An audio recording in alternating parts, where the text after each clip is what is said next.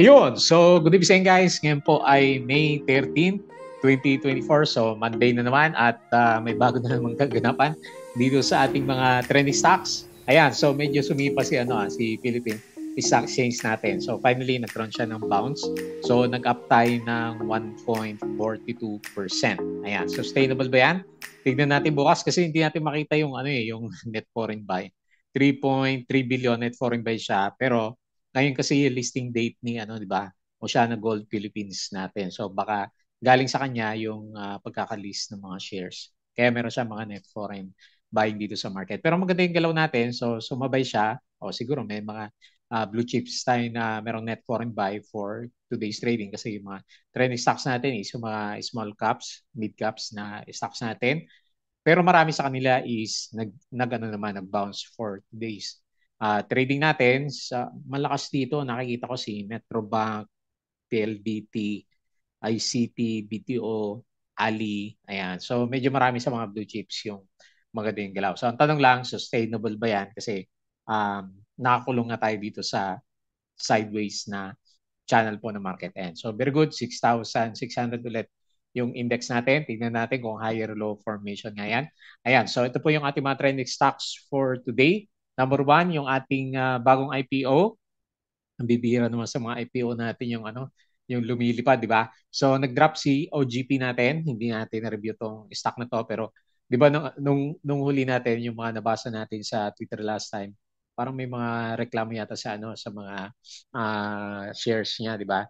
O yung permit to operate, di ba? So anyway, na-list naman siya at natuloy. So another stock dito sa market natin. So merong mga lumabas kasi, di ba? At least may pamalit tayo. So Oceana Gold Philippines nag-drop pero ng negative 6.16%. So meron siya net foreign sale na 121.79 million. So maraming tataka bakit walang primary shares na binenta, and then sabi is majority is secondary shares. Secondary shares meaning yung personal na pag-aari ng mga may-ari ng OGP natin. Ayan. So anyway, tingnan natin for the coming few days kung mag-bounce siya, pero not so good yung opening kasi net foreign sale siya kaagad. Ayan. So dito naman tayo sa umarangkada ng stocks, APX. So tundo mo niya tatang si APX natin. So maganda pa rin yung sentiment ng market sa kanya kahit na overbought na siya. So nag-up siya ulit. Ayan, dito yata lumipat. Nag-up siya ng 6.41%. Ito nag-drop si OGP 6% and then nag-up si APX natin. So negative 3.11 million net foreign sale siya. Lakas ng kandila ni APX natin. Ayan, so tingnan na lang natin kung hanggang saan umakyat yung price action, and congratulations doon sa mga nag-gold talaga sa kanya kasi batak na yung price action. Panalo si APX, no? Okay, so next, FCG. Ayan, so meron pa siyang may drop pa siya kanina umaga, di ba? So nag-Dow G yung candle natin negative 1.37%. So ilang araw natin nakikita maraming nag-uusap kay FCG kasi nga nagte-try siya na mag-breakout, pero kanina mukhang kulang sa energy si FCG natin. So meron siya 1.04 million net foreign buy dito sa market natin, and then si Plus ayaw naman pa sa kanya ni Plus So parang mag-breakout na yung candle niya, so nag-up siya ng 3.31%. Inaabangan ko dito sa pullback pero talagang malakas. So meron siyang lalo na to, hindi tumitigil yung foreign, ilang buwan na yata to, puro net foreign buy. So 15.62 million net foreign buy si Plus. Umalis pala sila nung nag-drop, di ba? Tapos bumalik nung bigla nag-bounce si Plus natin. And then si PXP, nagkaroon siya ng trading halt kanina, so nag-close siya ngayon. 6.58%, meron siyang negative 3.29 million net foreign sell. Pero pinag-usapan itong si PXP natin kasi meron siyang share swap agreement doon sa isang company. So magbibigay siya ng shares dito sa company na to, and then yung company na yon magbibigay din siya ng kanyang shares. So nag-swap lang sila. Ayan. So tingnan natin kung ano meron sa kanila for the coming few days. And lastly, si Keeper. So nung Friday, ewan ko, napansin nyo, nag-up siya ng 3%. And then ngayon, nag-up siya ng 4.07%. So halos 7% na yung breakout candle natin kay Keeper. Congratulations dun sa mga matalas yung mata last Friday. Tapos, meron siya net foreign buy, 14.02 million. So merong karga itong si keeper naman natin. Okay? So majority ng stocks natin, maganda yung galaw. So good vibes tayo dito sa market. Ayan. So disclaimer guys ulit sa mga bago dito sa channel natin. As usual, yung ating review is for education purposes lang po ito. So huwag mong gagamitin ito as a reason para mag-buy, sell, or hold ng stocks. Meron po kasing risk na involved sa market. Due diligence na lang po kung ano yung stocks ang gusto mo bilhin naman. And then follow po ako dito sa ating Palaboy Trader na YouTube channel. Subscribe ka lang para updated ka dito sa trending stocks or join ka dito sa trading group naman natin. And sa mga usual viewers, maraming salamat po doon sa mga nagla-like, nagpo-comment dito sa videos natin. Check mo lang po yan sa daily uploads, company reviews. Hindi na nga natin na-review si Oceano Gold kasi noong una medyo hindi maganda yung nababasa-basa ko sa kanya. So sige, sabi ko, antayin na lang natin yung listing niya. Hindi ko rin alam na ano kasi hindi ako nakatutok sa kanya. Hindi ko alam na itong araw na to is yung kanya listing. Kaya nga nagulat ako dun sa umaga pa lang, meron na tayong 3 billion na net foreign buys sa market. So most likely galing kay Oceano Gold yun. Okay? Profit or loss, mga sample trades, basic indicators. Nag-aral ka ba over the weekends? Fundamentals, yung mga risk management plus PSE stock market studies. And then follow mo din po ako dito sa ating Palaboy Trader Crypto ko to para sa mga play to earn games naman natin. Okay? So wala. Tulog yung mga play to earn games natin. Facebook account, follow mo na po para sa mga posts natin. Okay? So check na lang po yan or dito sa Facebook page. Tingnan mo lang po kung sino gusto mo i-follow sa dalawa. Bodega Peak, yung mga articles natin sa local market. Hindi nag-load yung ano natin. Local market, US, and cryptos. Yung money earners natin, so wala na decommission na. So kinuha ko na lang yung articles niya and then gagawa na lang ako isang page dito para dun sa mga articles natin. Para may lagay naman tayo dito sa Bodega Peak natin. Hindi ko na maasikaso sa sobrang dami ng ng minomonitor din natin na websites. Okay? So ngayon, tingnan natin yung summary muna ng index bago natin pag-usapan yung iba. Ayan, hindi ako masyado nakapag-post ngayon. So panalo si services sector, nag-up siya ng 3% at saka si finance natin, lakas din, no?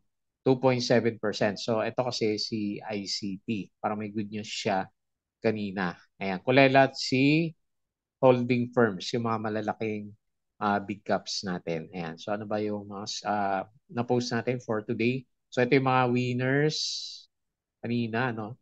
Services, mining, oil, banks, property. Okay. So yan. Tapos mukhang mainit na ngayon yung mga mining natin. Hindi ko pa napapansin hindi ko na double check kung ano yung galaw ni FNI Nickel. Pero yung representative natin na isa si APX, di ba? So baka panahon ng mga mining natin. May nickel rush daw sa Philippines. Ayan. So second highest exporter yata ng Philippines, di ba?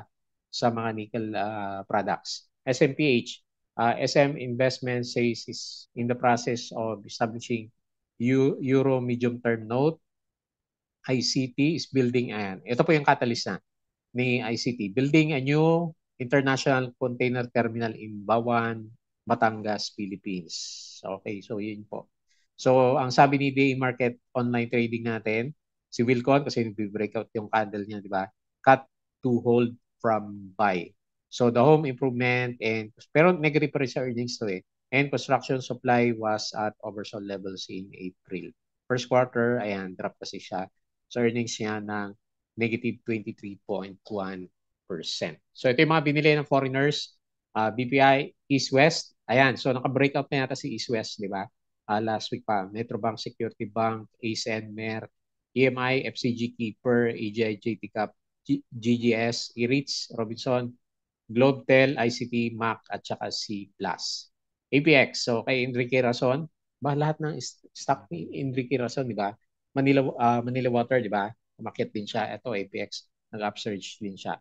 So, strategic holdings bought out Malaysian partner for 1.7 billion at 3 pesos per share. Ano ba yung price niya? 3.98. Ayan. So, umakyat na siya doon sa parang fair value naman niya. PLDT, net profits 9%. Parang green ba siya ulit kanina? Parang may malit dito. Green candle. ASEN, nag-up din to. Disclosed board is subsidiary approves is acquisition of investment in Hackberry wind project in US. The Board of Citicorp approves the declaration of dividends. At yung mga binenta, BDO, APF, Gen, SGP, pero maganda yung candle ni SCP, CNPF, FB, GSMI, Ayala, Costco, DMC, Alec Ritz, Converge, Bell Bloom, Home Pure Gold. Ayan. So the board of MREIT approves subscription of MegaWorld to the company and meron siyang 0.246 dividends. Ayan. So panalo yung mga yung mga REITs. Kailan kasi kung IPO ka bumili, medyo mahina kasi mababa pa rin naman yung price niya as compared sa IPO. Sibulan Master considers expansion in Cavite. ASN, okay na yan. May YouTube dito sina Ma'am April Tan, Economic Outlook. So pwede mo tignan. Baka meron din sila mga stocks yan. Converge has partnered with South Korea Navir Cloud to study opportunities in the cloud market. At yung mga trending stocks, malalakas ang gain. Si 7-Eleven, ABS, Plus, si Bell, panalo, Bell, RCI. Ayan, puro mga libiste stocks. RCI, Bell, ABS. SPNEC na lang, kulang dito sa puro mga libiste stocks yung umakyat. SPNEC. Okay, so ito good news sa SPNEC. Tycoon Lance Gokongwei has joined the board of Manuel Pangilinan. Okay? So Lance Gokongwei and CEO Meralco Director has joined the board of Pangilinan-led SP New Energy. SPNEC, ayan. So may bago tayong investor maliban kay MVP. Yan. Robinsons seeks to expand its presence in drugstore, Apex, Panalo. DMCI expects Sonora Garden residents to generate around 13 billion in revenue. LTG, stable yung income. Keepers, ayan. So meron pa siyang dividends. Panalo. FCG, managed to grow its net income by, ayan, 5% lang. Ayan. Kaya medyo hirap yata itulak yung price action natin. Enrique Rezon, okay na yan. CLI sa Cavite, magbubukas daw. CLI. Wilcon, kalaban nyo si dyan, si Villar, di ba? Wilcon, okay. So net profit drop naman siya, di ba? 23%. PXP, nag-trading hold kanina. Sino pa? Coconut Products, Axilum. May profit na 106 million. Ayan, so hopefully good news para kay Axilum natin. SP, NEC, okay na yan. MREITs, Cebu, Oceana Gold. What's the pitch to buy? Ayan, ayan. So may article pala dito si Mercado Barkada. Why all secondary? Ayan, so mamaya babasahin ko na lang. Basahin nyo na lang po. Dito lang dito lang yung mga links yan. So double check nyo lang po yung mga links ni Mercado Barkada. Okay? So yun lang po yung mga post natin. So at least gumulaw-galaw yung mga alaga natin na blue chips and yung mga trending stocks natin. Ayan. So konti lang naman natin yung namula for today. And guys, so yung mga gusto ng guide sa trading sa Philippine markets, sali lang po kayo dito sa Patreon channel. Open po yan anytime. So kung gusto mo ng guide sa Philippine trading investing, check na lang po yan. Okay? So punta tayo dito sa pinaka-chart natin. Okay. So gumanda ng konti, di ba? So actually nag-worry ako last week sa kanya kasi wala tayong wala tayong net buy. Ang problema ngayon, meron ba tayong net buy? Kasi 3.33 billion. Pero kung galing nga kay Oceano Gold yan, hindi natin makita kung saan galing yung yan. Ayan. Maliban na lang kung may idea kayo kung sino. Titignan ko yung volume. Saglit, tingnan natin yung pinakamalaki is ICT. Ayan, hindi natin makita kung sino dito sa majority. Anyway, base dito sa galaw is okay, lumalaban siya. And malayo pa naman yung 6,400 natin. Good news kung bumalik tayo dito sa breakout sa 6-7. Pero pag mauntog-untog pa rin tayo dito sa parang MA na yung resistance, magkano tayo dito? Magre-retest sa 6-4. Kaya bukas maganda makita ko may net buy si market. Okay? So medyo nagtatry na mag-recover yung RSI and ganun din yung MACD formation natin. Ayan. So dito sa big caps, panalo nga si ICT, 4%. Tingnan natin, parang tindi ng galaw niya, no? Talagang lang siya, trend lang siya, no?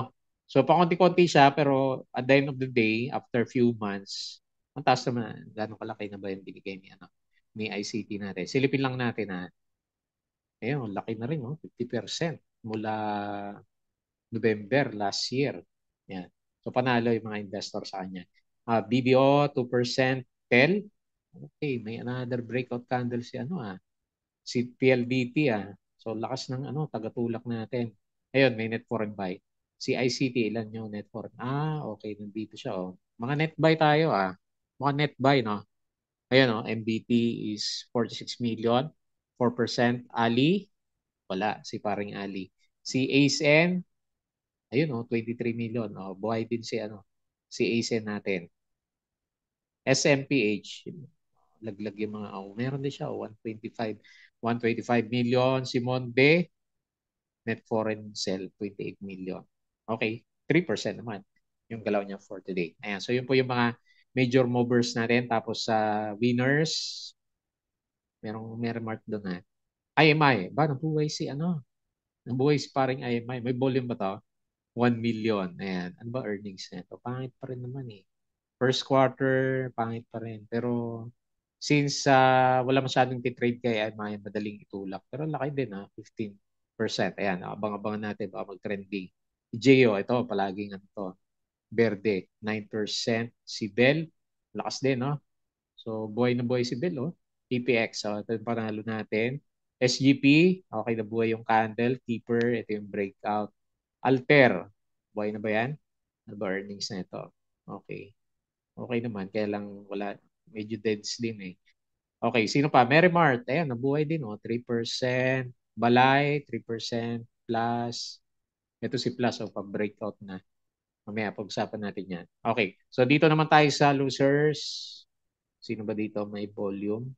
PHR.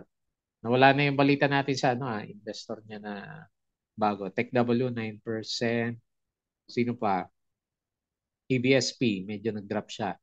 So, nag-drop ng konti after ng Dow G. Tingnan natin, baka bubuelo lang si EB7. Lotto, green to nung umaga. Ayan, nag-drop din pala. CNPF, minus 2%. Ito, medyo nasira yung trend ni CNPF natin. DLL, minus 2.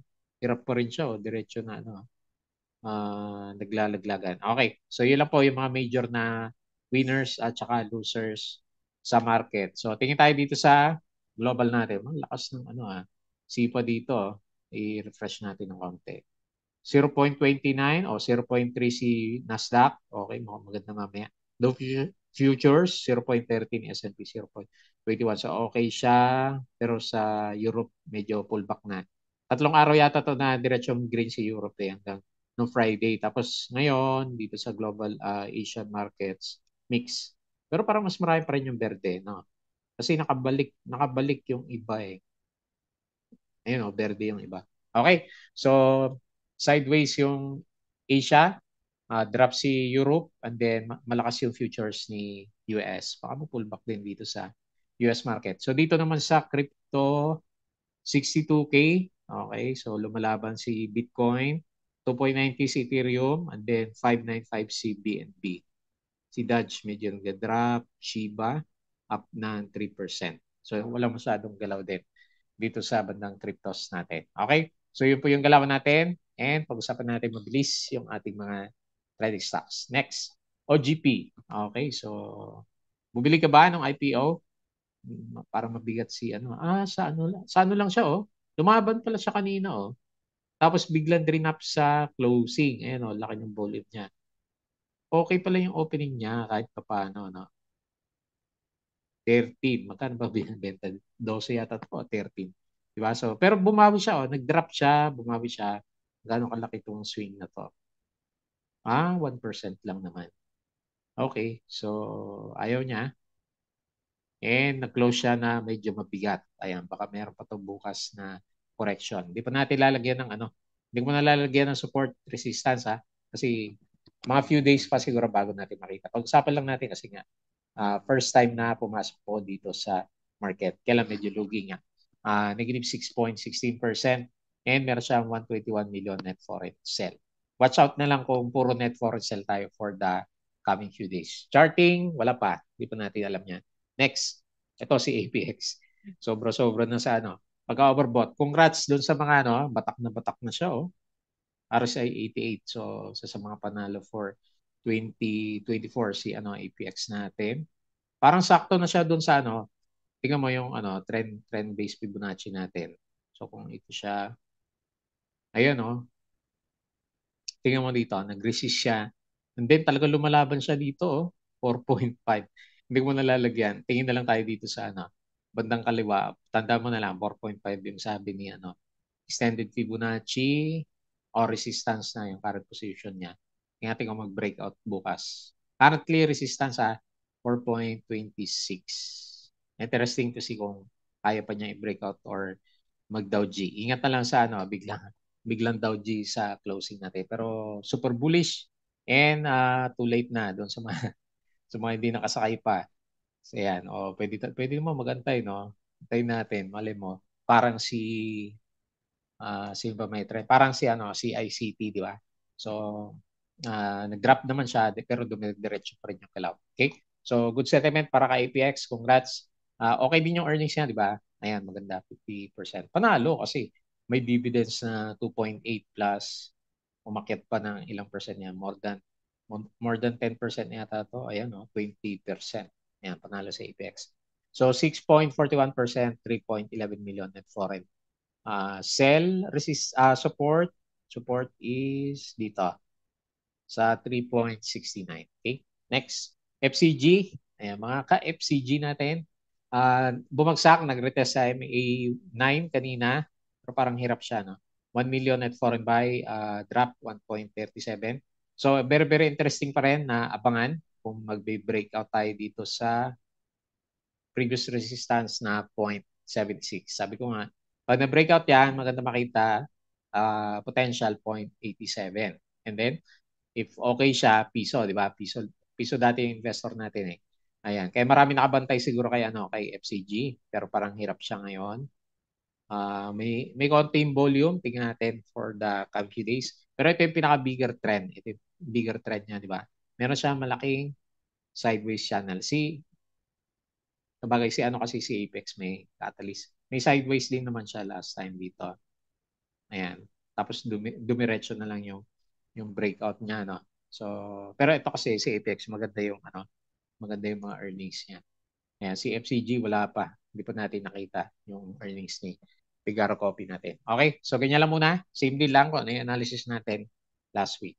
Next, si Plus. Ito, mukhang pa-breakout eh. Ayan, gusto mag-breakout ni Plus kasi nagbabounce lang. And malakas yung potential nga to, no?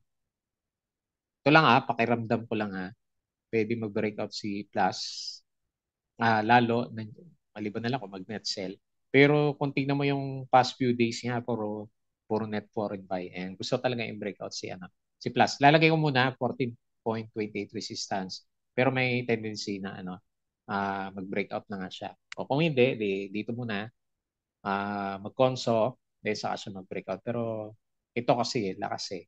Ayan. So, and then, medyo malapit na overbought and MACD formation. Okay? So, buhay si Plus. Maganda rin yung earnings niya. Next, TXP. So, ano ba catalyst natin? Ba't nagpalitan? Ito pala, ayan. Si Oceana Gold kanina. So, ito yung opening niya. And then, ito naman si PXP. Binabasa ko kanina. So, yun nga, nagpalitan ng shares dito kay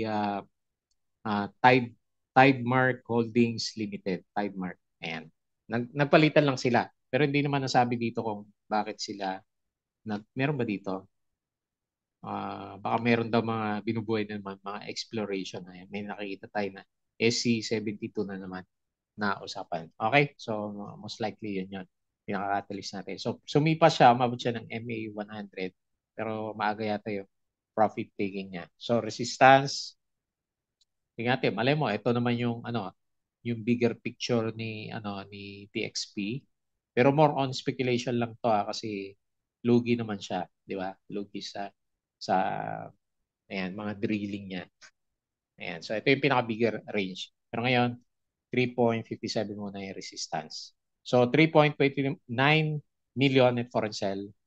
Okay na rin, 6.58% na galawan. And lastly, si Keeper. So natuloy na yung breakout. Saan kaya papunta si Keeper? Tutulis ng kandila niya. So 4.67% din. Malakas din siya, 14 million in foreign buy. Kailangan overbought na. So, okay din yung direksyon ng RSI at saka MACD formation. So, tuloy-tuloy yung breakout natin. Ito yung breakout niya. So, tumuloy na. And ang next resistance, hanapin natin. Sa taas na ba o dito muna? Dito muna. 1.6 bago tayo pumunta sa 1.7 naman. Okay? Support is dito sa previous na breakout area. Yan. 1.5. Okay po. So, yun lang muna yung ating review for today. So, as usual, bago tayo mag-close, please don't forget to subscribe dito sa ating Kalabay Trader na YouTube channel, Crypto Koto, Facebook account, follow mo na lang, Facebook page, Bodegi Peak, Money Earners, wala na, Twitter, and then yung Patreon channel natin, double check na lang yung mga gusto ng guys sa trading sa Bitcoin market. Sali ka lang po dito. Okay? So, yun lang. Maraming salamat. Kita po ulit tayo bukas.